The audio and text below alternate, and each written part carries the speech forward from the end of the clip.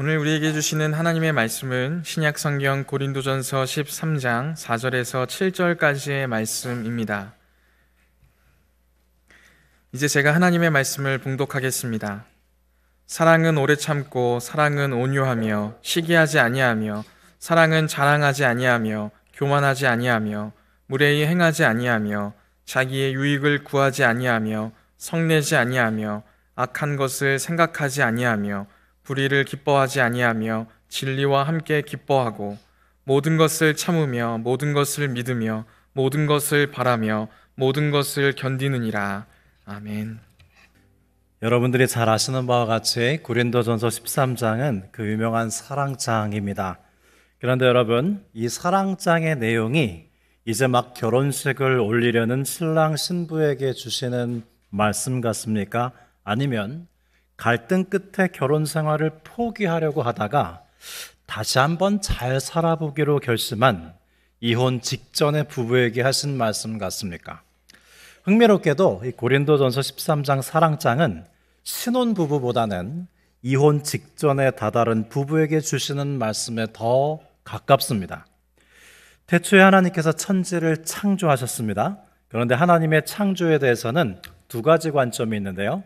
하나는 아무것도 없는 무에서 천지를 창조하셨다는 교리적 관점이 있고요. 또 다른 하나는 혼돈 위에 질서를 부여하시는 창조를 하셨다는 성서신학적 관점이 있습니다.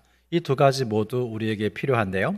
그런데 고린도전서 13장은 아무것도 없는 무에서 유를 창조하는 것과 같이 이제 막 처음으로 사랑을 하려는 사람에게 주시는 말씀은 아닙니다. 오히려 혼돈 위에 질서를 부여하는 창조처럼 서로 잘났다고 자랑하다가 시기하고 교만하여 무례히 행하고 상대의 유익이 아닌 자신의 유익을 구하며 성내며 악한 일을 생각하고 불의를 즐거워하며 사랑하는데 완전히 실패한 사람들에게 주시는 말씀입니다. 고린도전서 13장 말씀은 결코 낭만적인 말씀이 아닙니다. 그 1차 독자들이 바로 고린도 교회 성도들이고 2차 독자들은 오늘날 현대를 살아가는 우리 자신들이죠. 일찍이 성 어거스틴은 악이란 선이 결핍된 것이라고 했습니다. 그러면 선이 결핍된 악의 문제를 해결하려면 어떻게 해야 할까요?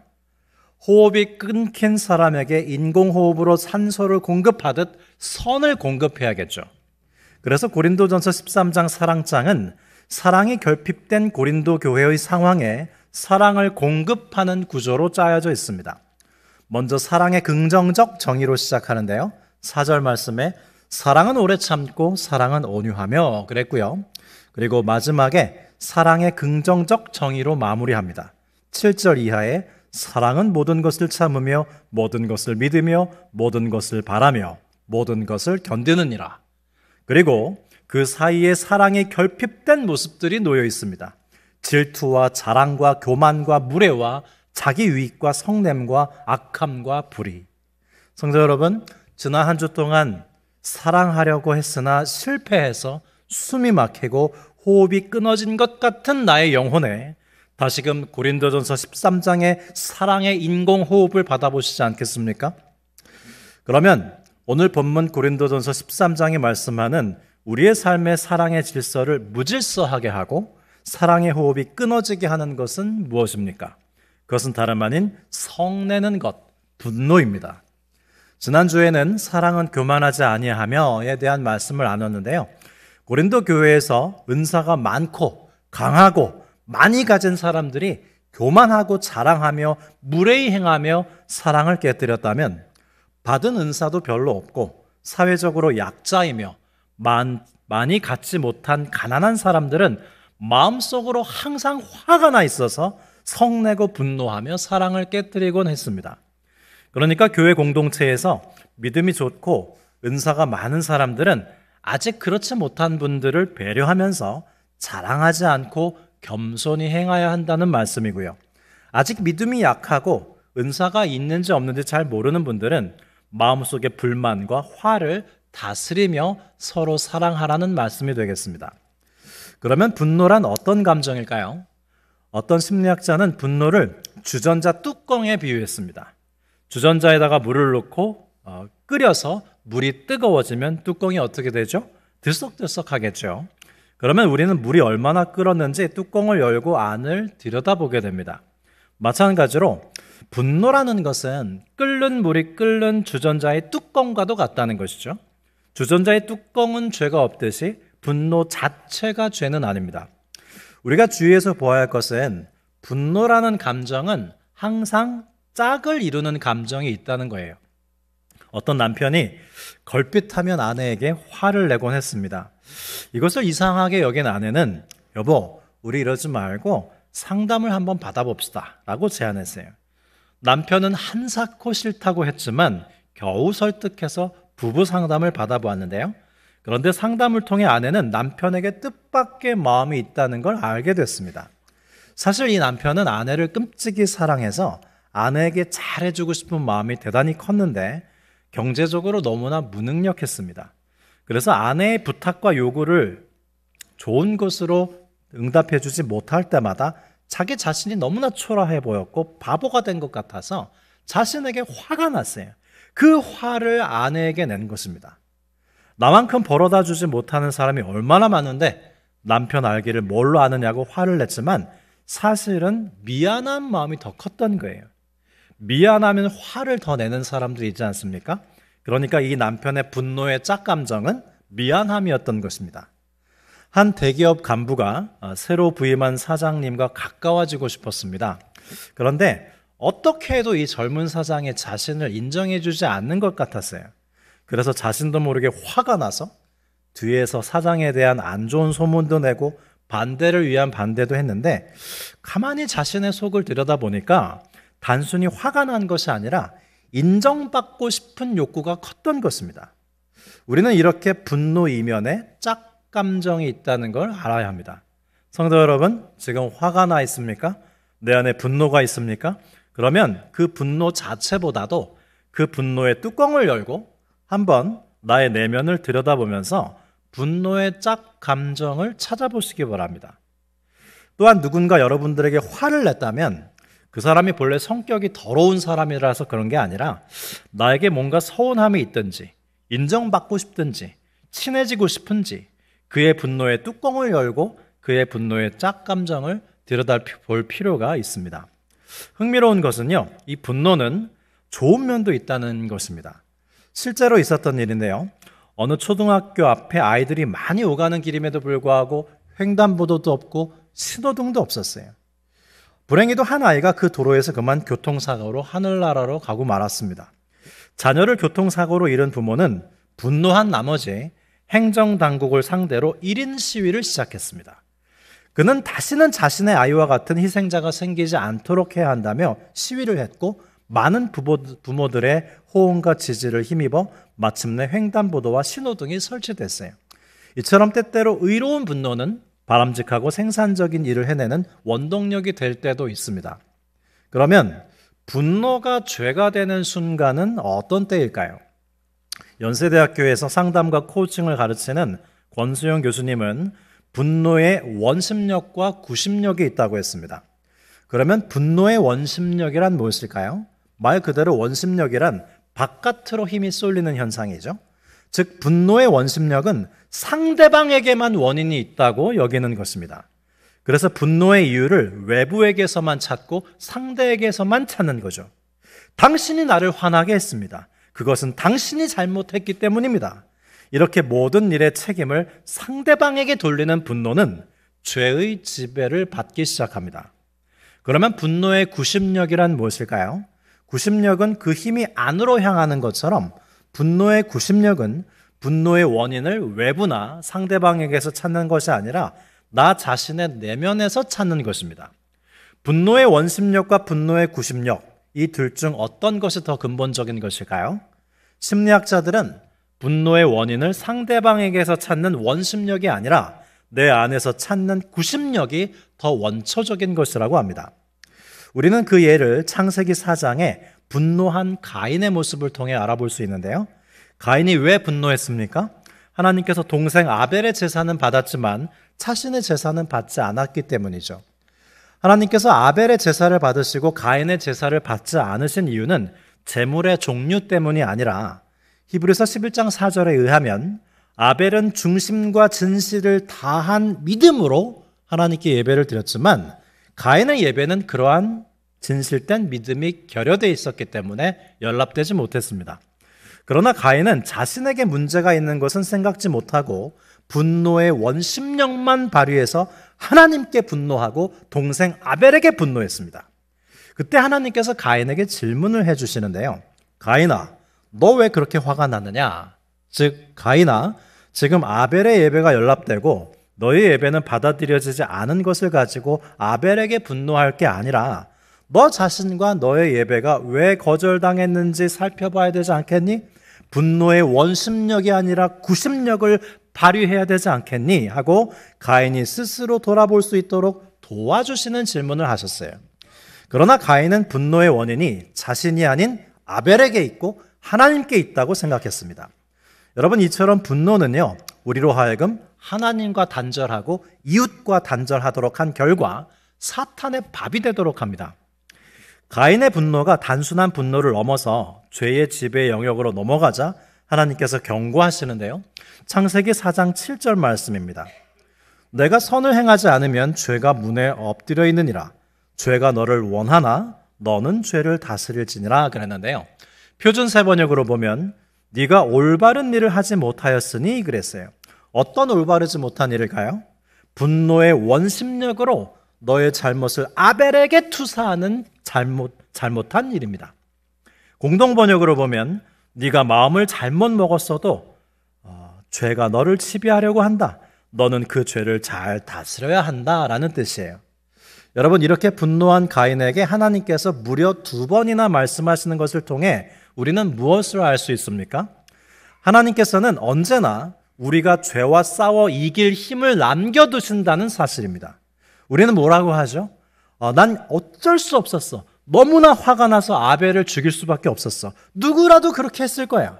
그러나 천만의 말씀입니다. 하나님께서는 2번이나 경고하시고 기회를 주셨고 가인은 2번 다 묵살했죠. 그 결과 그는 스스로 죄의 지배 안으로 뚜벅뚜벅 걸어 들어가 버리고 말았습니다.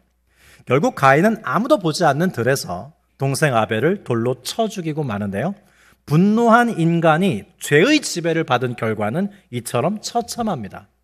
그래서 하나님께서는 우리에게 죄를 다스리라고 말씀하는데요. 에베소서 4장 26절에서 27절 말씀은 이렇게 말씀합니다. 분을 내어도 그랬는데요. 즉 화를 낼 수는 있다는 거예요. 그러나 죄를 짓지 말며 해가 지도록 분을 품지 말고 마귀로 틈타지 못하게 하라 그랬습니다. 즉 죄를 다스리지 않으면 분을 품고 있으면 죄가 나를 다스리고 마귀가 나를 지배하게 된다는 거예요. 마틴 루터는 말했습니다. 머리 위로 날아가는 새는 막을 수 없다. 그러나 머리에 둥지를 트는 것은 막을 수 있다. 우리는 화가 나는 것을 막을 수는 없죠. 그러나 분을 품고 죄가 나를 다스리도록 하는 것은 막을 수 있습니다. 그러면 가인은 어떻게 죄를 다스릴 수 있었을까요? 가인의 분노의 짝감정은 무엇입니까? 하나님께 인정받지 못함이요, 하나님께 받아들여지지 못한 거절감입니다. 만일 그가 하나님, 저 하나님께 인정받고 싶었습니다. 그런데 하나님께서 아벨만 인정하시고 저는 인정해 주시지 않아서 속상했습니다. 저 좀 받아주십시오 라고 말했다면 하나님은 가인의 제사를 수정해 주시고 가인이 하나님과의 관계를 더욱 돈독히 하도록 도와주시지 않았을까요? 우리가 3주 전에 사랑은 온유합니다 에서 보았는데요. 모세가 만년의 후처를 맞이했을 때 형 아론과 누나 미리암이 모세를 강하게 책망했습니다. 그때 모세가 어떻게 했죠? 그는 대항하거나 분노하지 않았고요. 성경은 그런 모세의 온유함이 지면의 모든 사람보다 승하다고 말씀합니다. 가인은 자신의 잘못을 지적받자 하나님과 아벨에게 분노하고 장벽을 세웠지만 모세는요, 하나님에게도 아론과 미리암에게도 분노하지 않고 장벽도 세우지 않습니다. 다만 그는 원심력이 아닌 구심력을 가지고 그저 자기 자신을 들여다보았을 뿐이죠. 온유함은 특별히 용기의 형태를 갖는데요. 분노는 상처로 인해서 하나님과 이웃에게 벽을 세우는 것인 반면 용기란 상처에도 불구하고 벽을 세우지 않고 하나님과 이웃에게 나아가는 것을 뜻합니다. 여러분, 모세도 나중에 실수하는데요. 이스라엘 백성들이 광야에서 물이 없다고 불평했을 때 그는 분노하면서 지팡이로 바위를 쳐서 물이 나오게 합니다. 이 일로 인해서 하나님은 모세를 가나안 땅에 들어가지 못하게 하시는데요. 그러나 그 내용을 자세히 보면 모세가 분노한 나머지 하나님께 장벽을 치고 이스라엘 백성들에게도 장벽을 쳐요. 하나님도 이스라엘도 그 일로 인해 모세를 버리지 않았습니다. 그러나 모세가 분노 가운데 하나님과 이스라엘 백성들을 멀리해요. 그 결과 모세는 약속의 땅에 들어가지 못했습니다. 그러나 결국 모세는 그러한 하나님께 원망하거나 불평하지 않고 하나님의 결정을 순수하게 받아들여요. 역시 그는 온유한 사람이었습니다. 그러면 여러분, 우리가 성내고 분노하면 어떻게 하게 되죠? 악한 것을 생각하게 됩니다. 그래서 5절 말씀에 사랑은 성내지 아니하며 악한 것을 생각하지 아니하며 그랬는데요. 여기서 악한 것을 생각하는 것이 뭐냐면 다른 사람이 나에게 행한 악한 일을 잊어버리지 않고 마음에 차곡차곡 쌓아둔다는 뜻입니다. 그러니까 사랑이란 악한 것을 생각하지 않는 것인데, 즉 다른 사람이 나에게 행한 악한 일을 마음속에 쌓아두지 않고 잊어버리는 것이 바로 사랑이라는 뜻입니다. 두 친구가 사막을 여행하다가 서로 크게 다퉜습니다. 한 친구가 참지 못하고 그만 다른 친구의 뺨을 때리고 말았어요. 뺨을 맞은 친구는 기분이 나빴지만 아무 말도 하지 않고 모래 위에 이렇게 적었습니다. 오늘 나의 가장 친한 친구가 나의 뺨을 때렸다. 그들은 오아시스가 나올 때까지 오랜 동안 말없이 걸었고 이윽고 오아시스에 도착한 그들은 목욕을 하기 위해서 늪으로 들어갔는데요. 그런데 뺨을 맞은 친구가 목욕을 하러 들어가다가 그만 늪에 빠져들고 말았습니다. 그러자 뺨을 때렸던 친구가 즉각 그를 구해주었어요. 그는 늪에서 빠져나오자 아무 말 없이 돌에 글씨를 새겨놓았습니다. 오늘 나의 가장 친한 친구가 나를 구해주었다. 그러자 그를 때렸고 또 구해준 친구가 물었어요. 내가 자네를 때렸을 때에는 모래 위에 글을 썼는데 내가 자네를 구해준 후에는 왜 돌에 적었는가? 그러자 그는 미소를 띠며 말했습니다.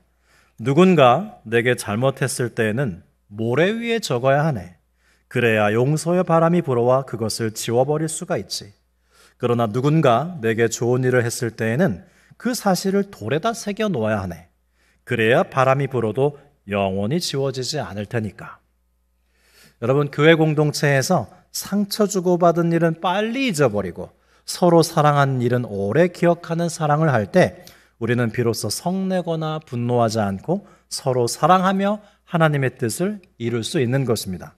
반대로요, 상처를 주고받은 일은 오래오래 기억하고 사랑한 것은 빨리 잊어버린다면 계속 성내며 사랑하지 못하며 살아가게 되지 않을까요? 저는 어렸을 때 모교회 담임 목사님께 배운 기도가 하나 있었습니다. 그것은 뭐냐면 내가 남에게 도움을 주고 잘해준 건 빨리 잊어버리게 해주시고 다른 사람에게 도움받고 사랑받은 것은 오래 기억나게 해주십시오라는 기도예요. 이 기도를 드렸는데 정말 기도가 잘 응답이 돼서요. 제가 주고 베푼 것은 생각이 안 나고 다른 분들이 저를 도와주고 사랑해준 건 오래오래 기억이 나서요. 사랑하는데 정말 큰 도움이 됐습니다. 여러분도 이렇게 한번 기도해 보시지 않겠습니까? 단테의 신곡을 보면 단테가 천국으로 건너갈 때 두 개의 강을 건너게 돼요.